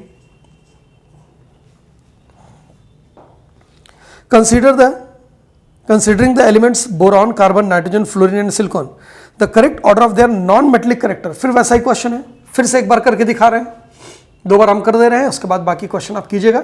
हर प्रॉपर्टी के बारे में ऐसे क्वेश्चन पूछता है। तो एलिमेंट को पीरियोडिक टेबल में उनकी जो रिलेटिव पोजीशन होती है उसके बेसिस पर रखेंगे। पहला एलिमेंट दिया गया बोरॉन, फिर से हमने बोरॉन रख दिया। अब इसके रेस्पेक्ट में कार्बन, नाइट्रोजन, फ्लोरीन और सिलिकॉन को रखेंगे। तो बोरॉन के जस्ट बाद आता है कार्बन सेम पीरियड में, कार्बन के जस्ट बाद आता है नाइट्रोजन, नाइट्रोजन के जस्ट बाद तो नहीं, लेकिन उसके बाद में ही फ्लोरीन आता है। और अगर आप देखेंगे सिलिकॉन को, तो सिलिकॉन कार्बन के जस्ट नीचे पाया जाता है। अब बोला गया है the correct order of their non metallic character. तो नॉन मेटलिक करेक्टर में देखिए डिक्रीजिंग ऑर्डर दिया गया, तो मोस्ट नॉन मेटलिक कौन होगा, जो राइट मोस्ट टॉप मोस्ट हो, तो फ्लोरीन हो जाएगा। फ्लोरीन सबसे ज्यादा कितने ऑप्शन में दिया गया, 2 ऑप्शन में, सी और डी में। फ्लोरीन के बाद तो नाइट्रोजन ही आना है, क्योंकि राइट में भी और टॉप में भी है। सी और डी दोनों में ऐसा अरेंजमेंट दिया गया। अब तीसरा ऑप्शन कार्बन ही आना है, क्योंकि राइट में भी टॉप में भी है। यहां पर भी हमारा बात खत्म नहीं हुआ। अब कार्बन से कम इलेक्ट्रोनेगेटिव बोरॉन भी है और सिलिकॉन भी है। बोरॉन सिलिकॉन में कौन कम नॉन मेटलिक कैरेक्टर रखेगा और कौन ज्यादा नॉन मेटलिक कैरेक्टर रखेगा? तो याद कीजिएगा, डाउन द ग्रुप जो चेंज आता है वो ज्यादा आता है और लेफ्ट राइट जो चेंज आता है वो कम आता है। तो कार्बन से थोड़ा सा कम बोरॉन का होगा और नॉन मेटलिक कैरेक्टर थोड़ा कम होगा, और कार्बन से सिलिकॉन में ज्यादा कमी आएगी। तो पहले आएगा बोरॉन और फिर आएगा सिलिकॉन। तो बोरॉन और सिलिकॉन में सिलिकॉन सबसे कम रहेगा। तो अगर लेफ्ट मोस्ट में नॉन मेटलिक कैरेक्टर सबसे कम देखते तो बोरॉन आता, और बॉटम मोस्ट में देखते तो सिलिकॉन आता। तो सिलिकॉन और बोरॉन में डाउन द ग्रुप चेंज ज्यादा आता है, इसलिए सिलिकॉन का सबसे कम मान रहे हैं। अब इसमें करेक्ट आंसर जो मिलेगा वो सी ऑप्शन आपका करेक्ट आंसर है। Next question, last question NCERT का 3.40। Considering the element fluorine, chlorine, oxygen and nitrogen, the correct order of their chemical reactivity. Chemical reactivity इन जो एलिमेंट्स की पूछा गया है ये सारे नॉन मेटल हैं, और नॉन मेटल की जो रिएक्टिविटी होती है वो डिपेंड करती है इनके इलेक्ट्रॉन गेन करने की एबिलिटी के ऊपर। लेकिन ध्यान रखिएगा, इलेक्ट्रॉन गेन करने की एबिलिटी 2 तरीके से दिखी जाती है। एक, आइसोलेटेड गैसेस स्टेट में। आइसोलेटेड मतलब ये बॉन्ड न बनाए, यानी मॉलिक्यूल के इलेक्ट्रॉन गेन करने की एबिलिटी नहीं, एटम की बात करते हैं। तो इलेक्ट्रॉन गेन करने की एबिलिटी जो होती है वो थर्ड पीरियड एलिमेंट की सेकंड पीरियड एलिमेंट से ज़्यादा होती है पी ब्लॉक में। आपने देखा होगा ऑक्सीजन से सल्फर के इलेक्ट्रॉन गेन करने की एबिलिटी, इलेक्ट्रॉन गेन एंथैल्पी, और फ्लोरीन से क्लोरीन, ये एक्सेप्शंस में आते हैं। इंक्रीज करता है इलेक्ट्रॉन गेन एंथैल्पी, या मोर नेगेटिव हो जाता है, उसके बाद डिक्रीज करने लगता है। लेकिन जो रिएक्टिविटी की बात करती है तो वो रिएक्टिविटी नेचर में जो पाया जाता है उसके रिएक्टिविटी की बात करते हैं। तो ध्यान रखिएगा, नेचर में F2 मिलता है, F नहीं मिलता है, Cl2 मिलता है, Cl नहीं मिलता है। तो हम इलेक्ट्रॉन गेन एंथैल्पी के बेसिस पे रिएक्टिविटी की बात नहीं करेंगे। रिएक्टिविटी की बात होती है स्टैंडर्ड रिडक्शन पोटेंशियल के ऊपर डिपेंडेंट, और वो अभी पढ़ाया नहीं गया है, लेकिन 9th-10th में भी एक्टिविटी सीरीज के टर्म्स में पढ़ाया जाता है। तो हम इसका आंसर अभी आपको बता दे रहे हैं, आगे चल के इसका डिस्क्रिप्शन भी दिया जाएगा। अगर हम इन एलिमेंट्स को केवल मॉडर्न प्रेडिक्टेबल में पोजीशन दें तो फ्लोरीन, उसके बाद क्लोरीन इसके नीचे मिलेगा, ऑक्सीजन इसके लेफ्ट में मिलेगा और नाइट्रोजन इसके लेफ्ट में मिलेगा। तो देखिए ये सब नॉन मेटल है। नॉन मेटल में कौन सबसे ज्यादा नॉन मेटलिक रहेगा? जो राइट मोस्ट टॉप मोस्ट रहेगा वही सबसे ज्यादा रिएक्टिव होगा। तो मोस्ट रिएक्टिव तो फ्लोरीन हो जाएगा। अब फ्लोरीन से कम रिएक्टिव क्लोरीन भी है और ऑक्सीजन भी है, तो किसमें कमी ज्यादा आएगी? तो याद कीजिए, डाउन द ग्रुप चेंज ज्यादा आता है, तो ये तेजी से डिक्रीज करेगा, ये स्लोली डिक्रीज करेगा। तो क्लोरीन और ऑक्सीजन में ऑक्सीजन ज्यादा रिएक्टिव होगा, फिर क्लोरीन आएगा। अब अगर हम नाइट्रोजन और क्लोरीन को कंपेयर करें तो यहां पर देखिए, नाइट्रोजन सेकेंड पीरियड का एलिमेंट है और ये थर्ड पीरियड का, तो यहां ज्यादा डिक्रीज आया, लेकिन क्या ये डिक्रीज इस 2 स्टेप से भी ज्यादा डिक्रीज है? तो अब यहां पर आपको कंपेयर करके याद रखना पड़ेगा, chlorine is more reactive than nitrogen. इसका रीजन क्या होता है? क्लोरीन में सिंगल बॉन्ड होता है और नाइट्रोजन में ट्रिपल बॉन्ड होता है। तो जब नाइट्रोजन को रिएक्ट करना होगा तो इसके 3 बॉन्ड को तोड़ने के लिए ज्यादा एनर्जी चाहिए। तो नाइट्रोजन में N2 में बॉन्ड डिसोसिएशन एनर्जी ज्यादा होने की वजह से नाइट्रोजन इनर्ट होता है। इसीलिए एयर में ऑक्सीजन नाइट्रोजन पाए जाते हैं, लेकिन जब आप कोई चीज एयर में रखते हैं तो ऑक्सीडाइज हो जाता है, जैसे रस्टिंग ऑफ आयरन, कोई भी मेटल ऑक्साइड बना लेता है। लेकिन नाइट्राइड का फॉर्मेशन बहुत कम मेटल करते हैं। रीजन नाइट्रोजन की इनर्टनेस है, और इनर्टनेस नाइट्रोजन की ट्रिपल बॉन्ड की वजह से होती है। इसी वजह से एयर में ऑक्सीजन और नाइट्रोजन ही मेजर कंपोनेंट है, मोर देन 99% पाए जाते हैं, फिर भी ऑक्साइड का फॉर्मेशन नहीं होता है। तो एयर में ऑक्साइड, नाइट्रोजन के ऑक्साइड क्यों नहीं मिलते हैं? सिर्फ इसलिए क्योंकि नाइट्रोजन की रिएक्टिविटी कम है। तो नाइट्रोजन इनर्ट होता है, इसलिए नाइट्रोजन लीस्ट रिएक्टिव इन चारों में माना जाएगा। और ये करेक्ट ऑप्शन अगर आप देखेंगे तो फ्लोरीन सबसे ज्यादा, उसके बाद ऑक्सीजन, बी ऑप्शन मिल रहा है, फिर क्लोरीन और फिर नाइट्रोजन। तो अगर आप फर्स्ट 3 को भी कंपेयर कर लेते तो भी आंसर आपका आ जाता है। और नाइट्रोजन की इनर्टनेस का रीज़न ध्यान रखिएगा, आगे भी ये काम आएगा। तो इस तरीके से एनसीईआरटी के जो इंपॉर्टेंट क्वेश्चन थे वो हमने डिस्कस कर लिए, और जो इन टेक्स्ट एग्जाम्पल दिए गए उनका सोल्यूशन वहाँ दिया गया है। फिर भी अगर आप पूछेंगे तो उसके बारे में भी बताया जाएगा, और वो वैसे थ्योरी में कवर्ड था। तो अब हम नीट में प्रीवियस ईयर में या इसी सदी में जो नीट में पूछे गए क्वेश्चन हैं उनमें से कुछ इंपॉर्टेंट क्वेश्चन डिस्कस करते हैं। नीट के लिए जो हम क्वेश्चन डिस्कस करने जा रहे हैं, चैप्टर वाइज क्वेश्चन बैंक आता है प्रीवियस ईयर क्वेश्चंस का, हर एग्जामिनेशन के लिए। नीट के लिए भी आता है, जेईई मेन के लिए भी आता है, जेईई एडवांस के लिए भी आता है। तो अगर आप एक चैप्टर वाइज कोई भी बुक ले लीजिए, लेटेस्ट बुक लीजिएगा, तो नीट के जो बुक आते थे पिछले साल 32 ईयर्स के कहे जाते थे, अब 33 ईयर्स के नाम से आएगा नया। तो आप 32 ईयर का भी ले लीजिए और इस साल जो पेपर हुआ था वो पेपर भी पूरा सॉल्व कर लीजिए, तो बात बराबर हो गई। इस साल 2 पेपर कंडक्ट हुआ था, और कई बार ऐसा हुआ है कि एग्ज़ाम कैंसिल करना पड़ा और 2 कंडक्ट हुआ है। जैसे 2016 में भी 2 पेपर कंडक्ट हुए थे, क्योंकि नकल वगैरह की वजह से एग्ज़ाम कैंसिल हो गया था और फिर दोबारा कंडक्ट किया गया। तो 2-3 साल में ऐसा हुआ है कि 2 बार पेपर कंडक्ट हुआ है, तो 2 क्वेश्चन पेपर आपको मिलेंगे सेम ईयर के। लेकिन हमेशा नीट का एक पेपर होता है, एक पेपर कंडक्ट करते हैं, और एक पेपर में जो क्वेश्चन है उसी को चैप्टर वाइज डिवाइड कर दिया गया है। हमने पहले बताया था कि एनसीईआरटी में 30 चैप्टर्स हैं और 45 क्वेश्चन रिसेंट ईयर्स में पूछे जा रहे हैं। इस साल भी 45 क्वेश्चन केमिस्ट्री से पूछा गया था। तो 30 चैप्टर्स और 45 क्वेश्चन, इसका होता है 1 से 2 क्वेश्चन हर चैप्टर के हक में आता है। तो अगर आप 30 साल के क्वेश्चन देखेंगे और हर चैप्टर से मान के चलिए कि 1 क्वेश्चन आ रहा है तो 30 क्वेश्चन मिलेगा, और 2 क्वेश्चन आ रहा है तो 60 क्वेश्चन मिलेगा। और इससे ज़्यादा क्वेश्चन कुछ ही चैप्टर से मिलता है, जैसे chemical bonding, coordination compound, P block elements, इनसे आपको ज़्यादा क्वेश्चन मिलेंगे। तो जब चैप्टर वाइज प्रीवियस ईयर के क्वेश्चन आप सॉल्व करेंगे तो उसमें हर चैप्टर में आपको 30 से लेकर 100 क्वेश्चन के बीच में मिलेगा, और सिर्फ एग्जाम के क्वेश्चन है तो आपको एक इंसाइट पता चलेगा कि किस तरीके से एग्जाम में क्वेश्चन फ्रेम किया जाता है, हमने जो पढ़ा है वो किस तरीके से अप्लाई होगा। पब्लिकेशन कई हैं, हम किसी को प्रमोट या डिमोट नहीं कर रहे हैं। आप कोई भी पब्लिकेशन देख के आपके पास जो मिले, या आप ऑनलाइन ऑर्डर करके मंगा लीजिए। अब तो ऑनलाइन बहुत सी चीज़ें आप सीख गए होंगे, वैसे तो आप पहले से ही जानते थे, अब उसको यूटिलाइज़ करने का मौका मिल रहा हो और घर वाले भी अलाउ कर रहे हैं। तो आप किसी भी तरीके से मंगा लीजिए, 32 ईयर या 33 ईयर अगर आ गया हो तो वो। पब्लिकेशन हमारा आपका अलग अलग हो सकता है। अब हम ये नहीं बताने जा रहे कि हम कौन सा पब्लिकेशन यूज़ कर रहे हैं, हमारे पास अपना क्वेश्चन बैंक है, हर साल क्वेश्चन हम टाइप करा के रख लेते हैं।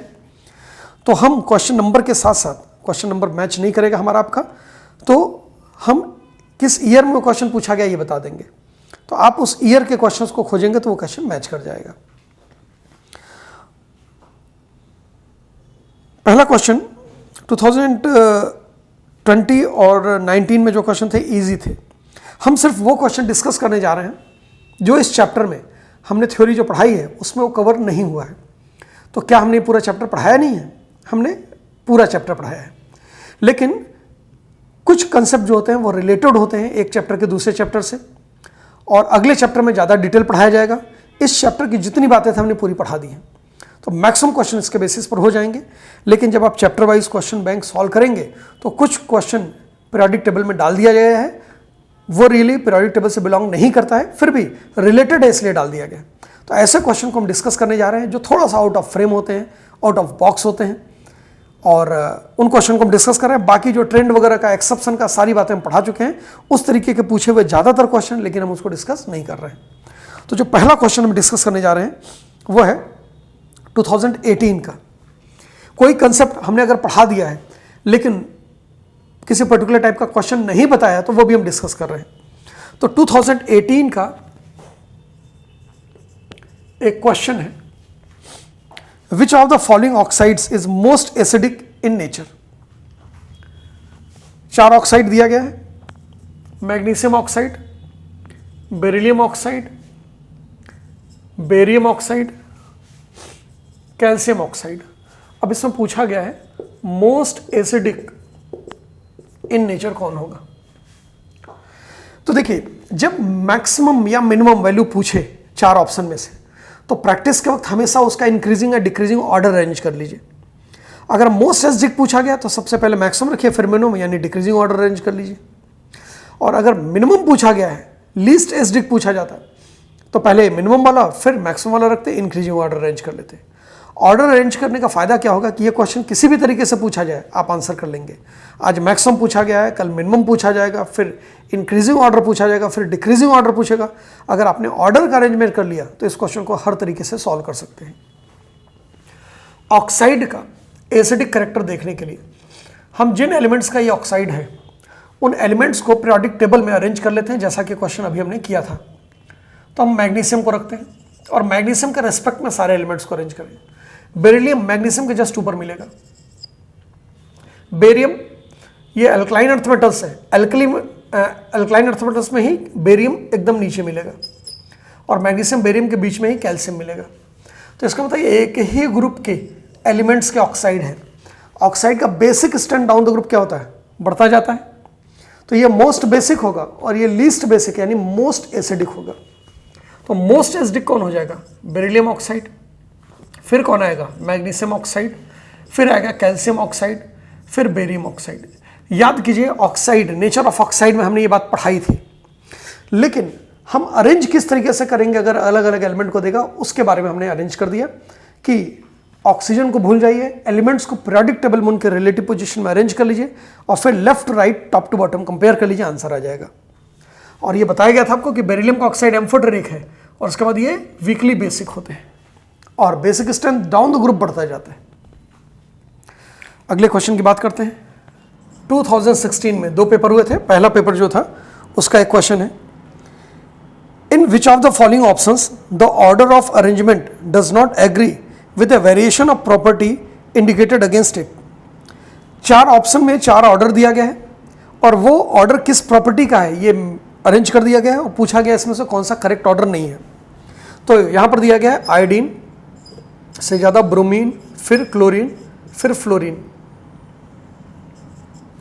और ये प्रॉपर्टी है इंक्रीजिंग मेटलिक रेडियस,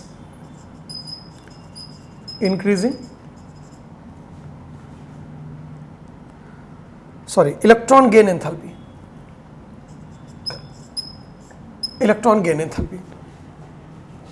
दूसरा ऑप्शन जो दिया गया है lithium, sodium, potassium, rubidium, increasing order दिया गया है और ये increasing metallic radius. Next Al+3, Mg+2, Na+F-, ये इंक्रीजिंग ऑर्डर दिया गया है और ये आयनिक size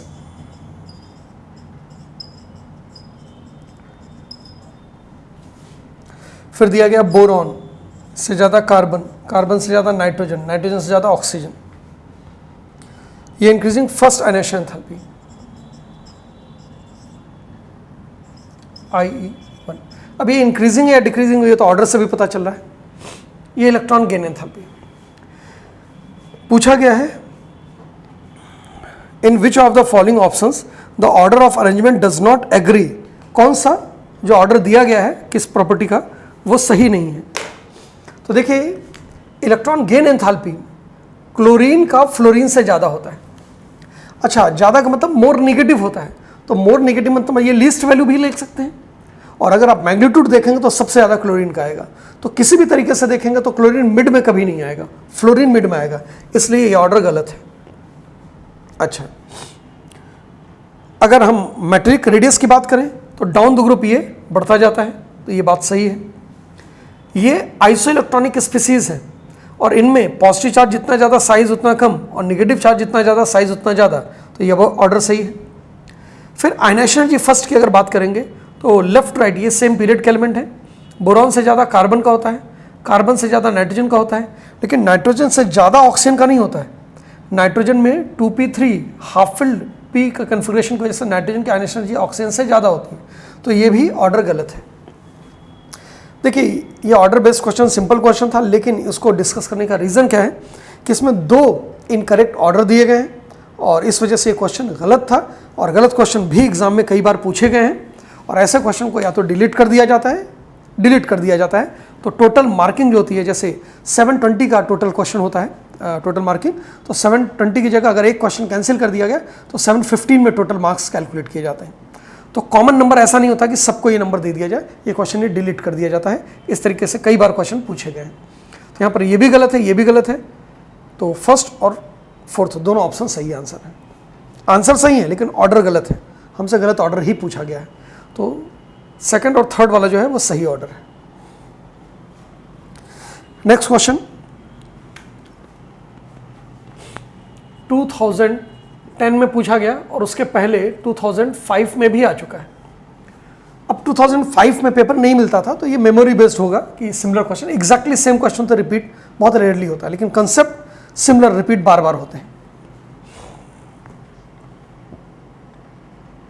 Which of the following represents the correct order of increasing electron gain enthalpy with negative sign for element oxygen, sulfur, fluorine and chlorine?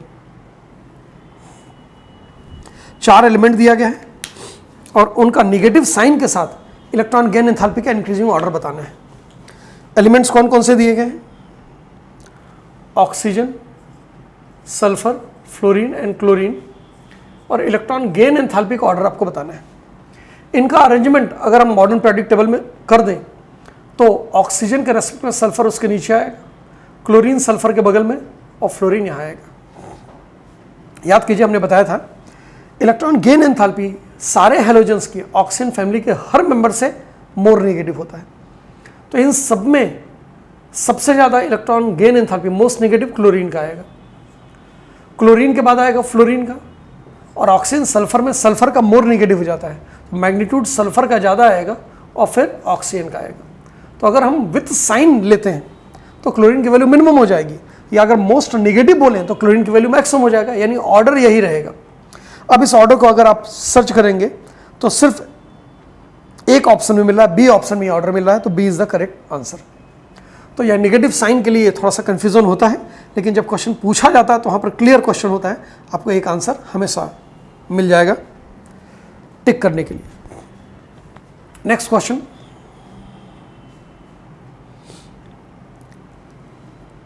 To 2009 का question है।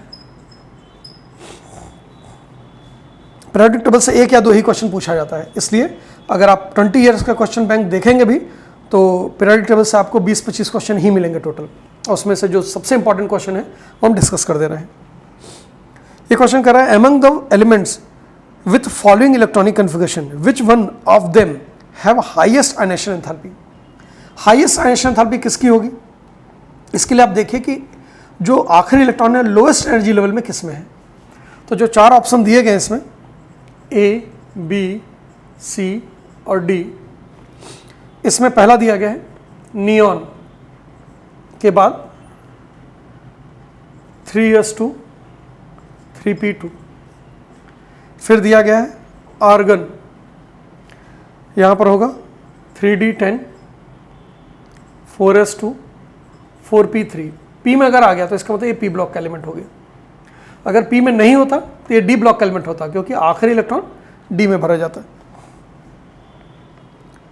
फिर दिया गया है नियॉन और उसके बाद फिर से नियॉन है, और नियॉन के बाद यहाँ पर 3s2 3p1 और यहाँ पर 3s2 3p3। अगर आप यहाँ पर आयनाइजेशन एनर्जी की बात करेंगे तो देखिए ए सी डी में जो लास्ट इलेक्ट्रॉन निकलेगा वो थर्ड एनर्जी लेवल से निकलेगा और यहाँ पर फोर्थ एनर्जी लेवल से निकलेगा। तो थर्ड एनर्जी लेवल से इलेक्ट्रॉन का निकलना आसान होता है। अब इसमें भी देखिए तो P1 पहले पाया जाएगा, फिर P2 पाया जाएगा, फिर P3 पाया जाएगा, तो हाईएस्ट आयनाइजेशन एनर्जी किसकी हो जाएगी? डी की। हमसे पूछा क्या गया है हाईएस्ट आयनाइजेशन एनर्जी, तो डी हमारा आंसर हो गया, बात खत्म। लेकिन अगर हम ऑर्डर अरेंज करें तो P3 के बाद P2 आएगा यानी A आएगा, और उसके बाद P1 आएगा यानी C आएगा, और सबसे कम आयनाइजेशन एनर्जी आ जाएगी B की। तो ये करेक्ट ऑर्डर रहेगा DACB, लेकिन हमको करेक्ट आंसर करना है तो D is the correct answer. तो इलेक्ट्रॉनिक कन्फिगरेशन के बेसिस पर आपको पहचानना पड़ेगा ये एलिमेंट कौन से हैं, किस ग्रुप के एलिमेंट हैं। तो अगर आप ये देखेंगे तो ये P ब्लॉक के एलिमेंट है, इनका ग्रुप आप डिसाइड कीजिएगा। ये 15th ग्रुप का एलिमेंट होगा, ये 13th ग्रुप का एलिमेंट होगा, ये 14th ग्रुप का एलिमेंट होगा। हाँ ध्यान रखिएगा, अगर यहाँ पर P3 के बाद अगर हम P4 करते हैं तो P3 वाले की आयनेशन एनर्जी P4 वाले से ज़्यादा होती है। अदरवाइज P में इलेक्ट्रॉन जितना ज़्यादा आयनेशन एनर्जी उतनी ज़्यादा होगी, P1 से ज़्यादा P2, P2 से ज़्यादा P3, लेकिन P3 से P4 में आयनेशन एनर्जी डिक्रीज करता है क्योंकि P3 स्टेबल इलेक्ट्रॉनिक कन्फिगरेशन है। तो ये एक एप्लीकेशन है, इस वजह से हमने इस क्वेश्चन को फिर से यहाँ पर बता दिया, जबकि ये कंसेप्ट हम पढ़ा चुके हैं। नेक्स्ट क्वेश्चन जो है 2007 का है। आप लोग जो प्रिपेयर कर रहे हैं, ज़्यादातर लोग लगभग पिछले सदी के एंड में या इस सदी की शुरुआत में उनकी पैदाइश होगी, तो कोशिश कीजिएगा अपनी पैदाइश के बाद के क्वेश्चन ज़रूर सॉल्व कर लीजिएगा, ठीक है। अगर आप 2000 में आपका जन्म हुआ है तो 2000 के बाद के क्वेश्चन, 99 में जन्म हुआ तो 99 के बाद, लेकिन अपनी पैदाइश के पहले के क्वेश्चन उसको सॉल्व करने की कोई ज़रूरत नहीं है। एक सिंपल सा रूल ये रखिएगा। 2007, which one of the following ionic species has the greatest proton affinity to form a stable compound? अब इसका इस चैप्टर से कोई लेना देना नहीं है, लेकिन हर बुक में ये पीरियोडिक टेबल में डाल दिया गया question. Which of the following ionic species has the greatest proton affinity to form a stable compound? और ऑप्शन दिया गया है NS2 minus, F minus, I minus और HS माइनस, और इसमें प्रोटॉन एफिनिटी की बात कर रहा है।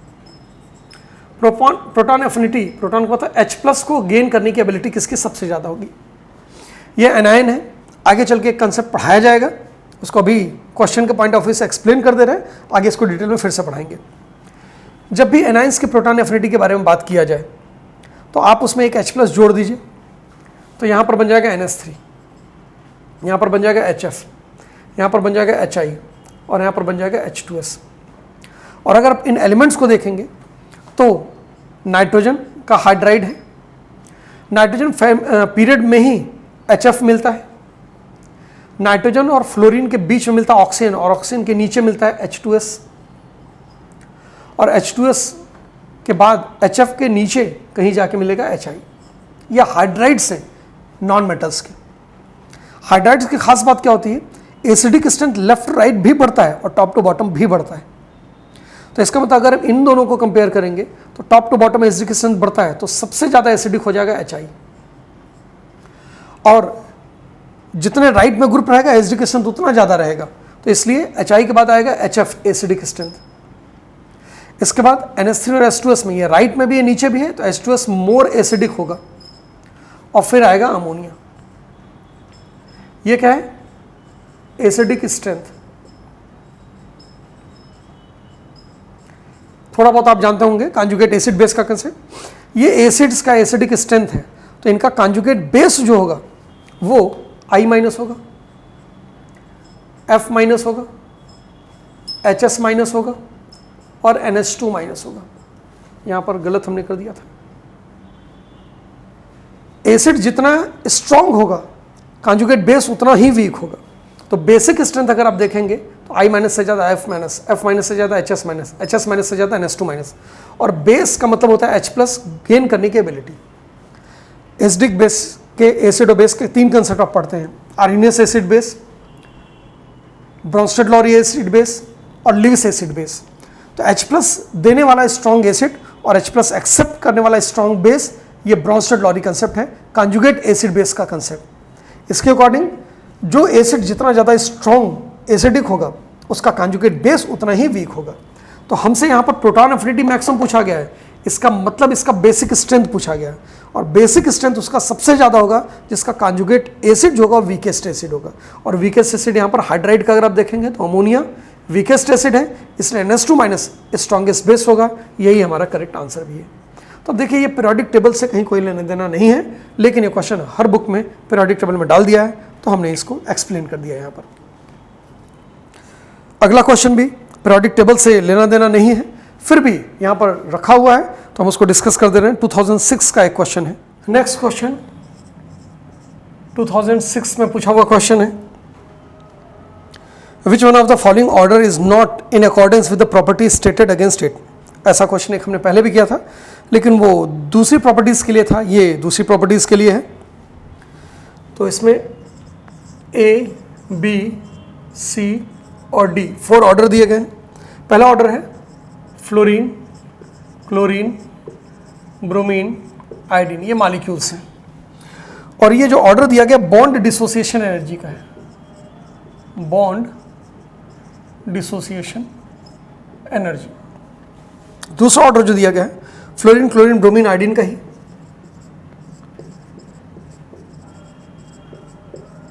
ये ऑक्सीडाइजिंग पावर।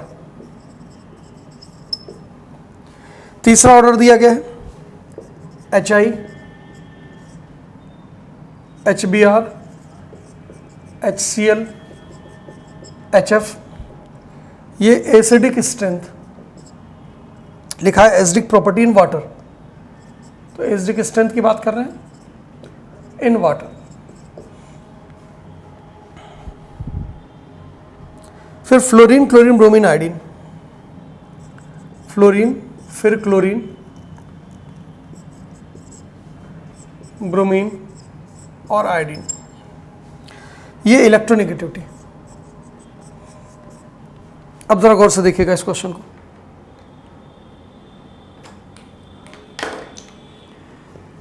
देखिए, फ्लोरीन, क्लोरीन, ब्रोमीन, आयोडीन का बॉन्ड एनर्जी पीरियोडिक टेबल में नहीं पढ़ाया जाता। ये पी ब्लॉक में 17 ग्रुप का क्वेश्चन है। तो यहां पर बॉन्ड एनर्जी के रिलेटेड हम एक बात बता दें आपको, बहुत इंपॉर्टेंट क्वेश्चन है। इस क्वेश्चन को सॉल्व करने के लिए हम उस कंसेप्ट को यहां पर एक्सप्लेन कर दे रहे हैं। देखिए, यहां पर कोवेलेंट बॉन्ड होता है। कोवेलेंट बॉन्ड आइडेंटिकल एटम के बीच में जब आप सिंगल और डबल बॉन्ड के बारे में बात करते हैं तो carbon carbon single bond, silicon silicon single bond, carbon carbon double bond, silicon silicon double bond. Carbon family के 2 मेंबर्स हो गए।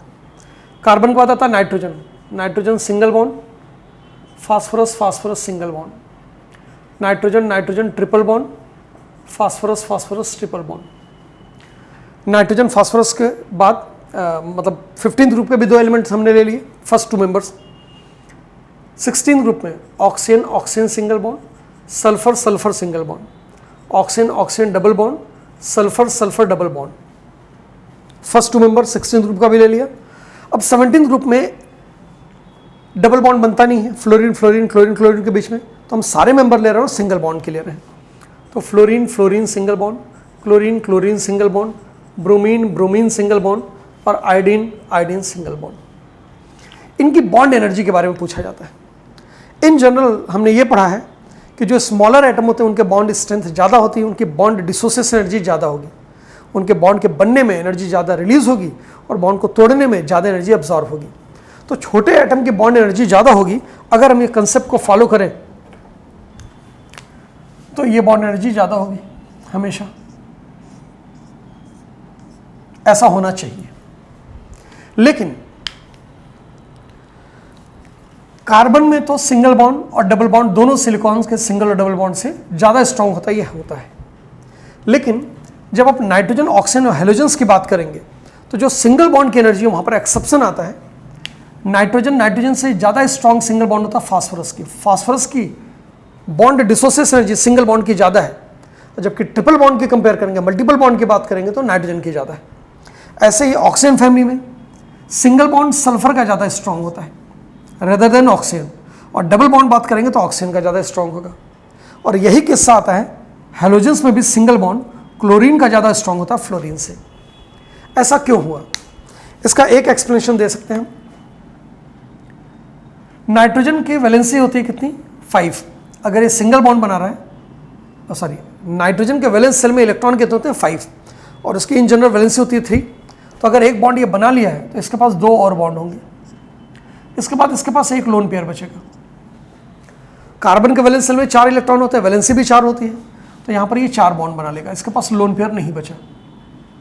यहाँ पर भी ऐसा ही होगा, सिंगल बॉन्ड में एक लोन पेयर बचेगा। तो यहाँ एक लोन पेयर बचा और ऑक्सीजन की जनरल वैलेंसी 2, तो यहाँ पर 2 लोन पेयर बचेंगे।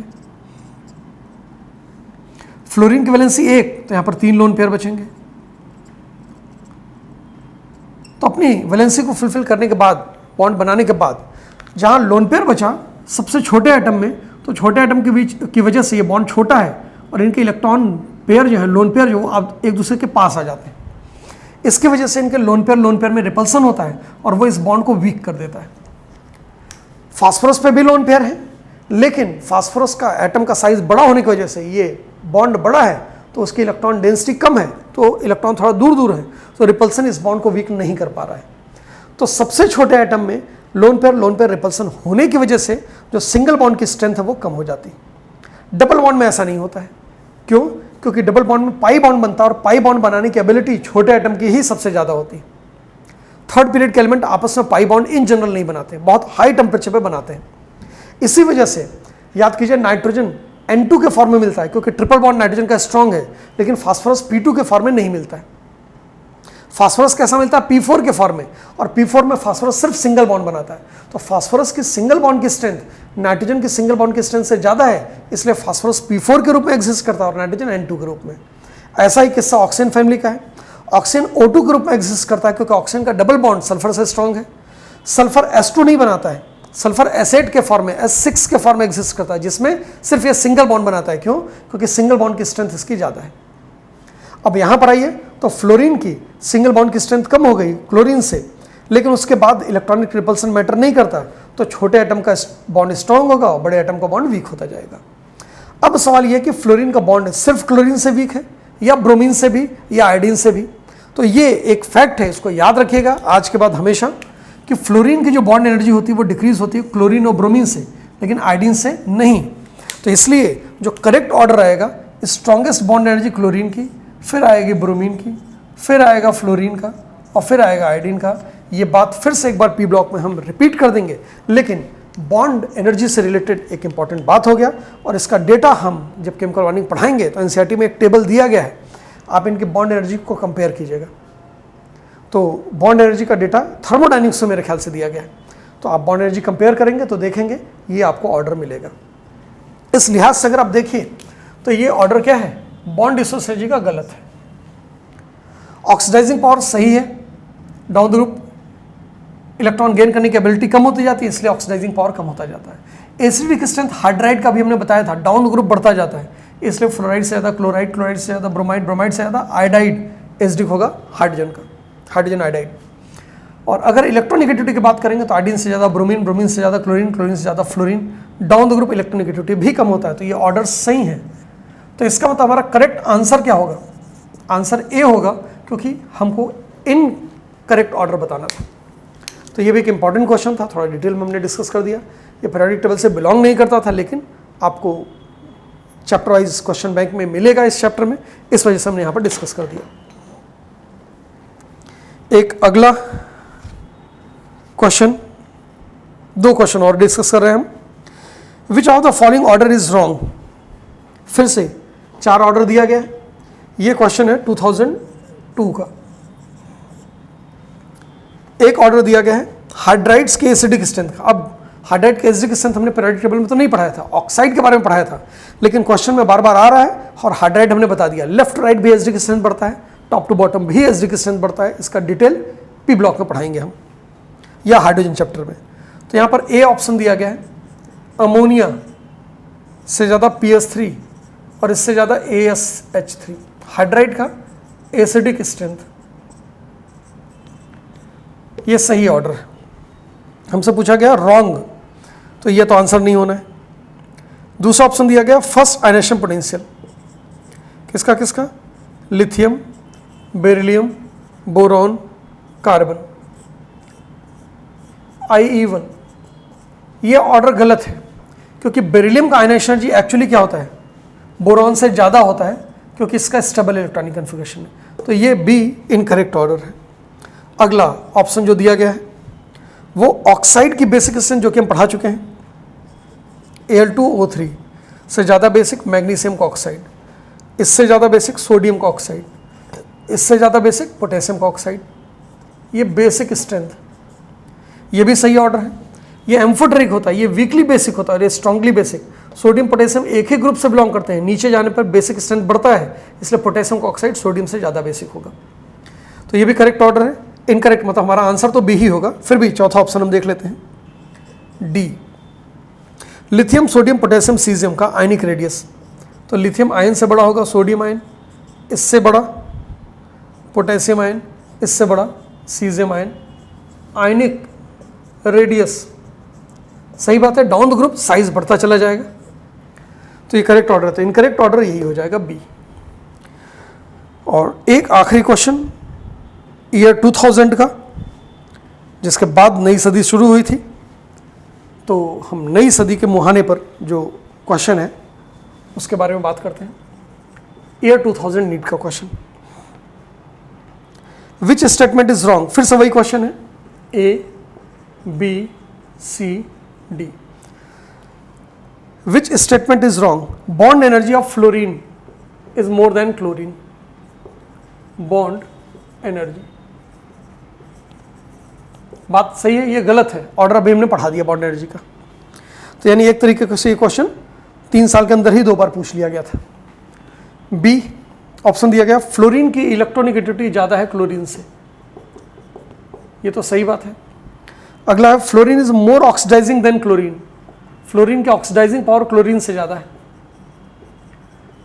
वैसे ऑक्सीडाइजिंग पावर ये हम पी ब्लॉक में पढ़ेंगे, बॉन्ड एनर्जी भी पी ब्लॉक का क्वेश्चन है, लेकिन एक इलेक्ट्रोनेगेटिविटी पीरियोडिक टेबल से बिलोंग करता है, इसलिए इस क्वेश्चन को पीरियोडिक टेबल में डाल दिया गया। अगला ऑप्शन दिया गया है, electron affinity of chlorine is more then fluorine, electron affinity, सही बात है, फ्लोरीन से क्लोरीन का electron gain enthalpy more negative होता है, इसलिए इलेक्ट्रॉन एफिनिटी ज़्यादा है। तो ये सारे ऑर्डर सही हैं, तो यहाँ पर हमारा करेक्ट आंसर क्या होगा, ए, क्योंकि इनकरेक्ट ऑर्डर पूछा गया है। यहाँ पर भी हमारा करेक्ट आंसर क्या होगा, बी, क्योंकि इनकरेक्ट ऑर्डर पूछा गया है। तो जो क्वेश्चन में दूसरे चैप्टर के भी ऑप्शन दे दिए गए हैं या एप्लीकेशन बेस्ड क्वेश्चन है, उसको हमने डिस्कस कर लिया। अब इस तरीके से आप खुद भी प्रैक्टिस कीजिएगा, प्रीवियस ईयर के क्वेश्चन जरूर सॉल्व कीजिएगा, एनसीईआरटी का क्वेश्चन जरूर सॉल्व कीजिएगा, एनसीईआरटी को अच्छे से रीड जरूर कीजिएगा, एक एक लफ्ज़ उसका, एक एक स्टेटमेंट सब कुछ पढ़िएगा, उसके प्रॉब्लम्स, इंटेक्स्ट क्वेश्चन, एक्सरसाइज को क्वेश्चन जरूर सॉल्व कीजिएगा। All the best. पहला चैप्टर हमारा कंप्लीट हो गया है, टाइम थोड़ा सा ज़्यादा हो गया है, इस वजह से हम इस चैप्टर में केमिकल बॉन्डिंग नहीं शुरू कर रहे हैं, लेकिन अगले चैप्टर से केमिकल बॉन्डिंग हम पढ़ाना शुरू करेंगे। और केमिकल बॉन्डिंग में हम सिर्फ प्योरली केमिकल बॉन्डिंग के बारे में बात करेंगे। पीरियोडिक टेबल को पढ़ाने के लिए हमने एटॉमिक स्ट्रक्चर का इलेक्ट्रॉनिक कन्फिग्रेशन और क्वांटम नंबर भी पढ़ाया था, तो उससे रिलेटेड क्वेश्चन हमने यहाँ पर डिस्कस नहीं किया है, वो उस चैप्टर को जब पढ़ाया जाएगा तो वहाँ पर आपको बताया जाएगा, क्वेश्चन वहीं पर डिस्कस किए जाएंगे। So again all the best. Next lecture में नए चैप्टर के साथ एक नई शुरुआत करते हैं। जिन लोगों ने थोड़ा सा कंफर्ट अपना नहीं बढ़ाया है सब्जेक्ट के साथ, तो थोड़ा सा अपने स्विफ्ट मूवमेंट लाइए अपनी स्टडी में, तेज़ी से आप इसको रिवाइज कीजिए और अगले चैप्टर में और कंफर्टेबल वे में और सिस्टमेटिक तरीके से उसको पढ़ने की कोशिश कीजिएगा। किसी भी तरीके की समस्या के लिए हम मौजूद हैं आपके साथ। All the best.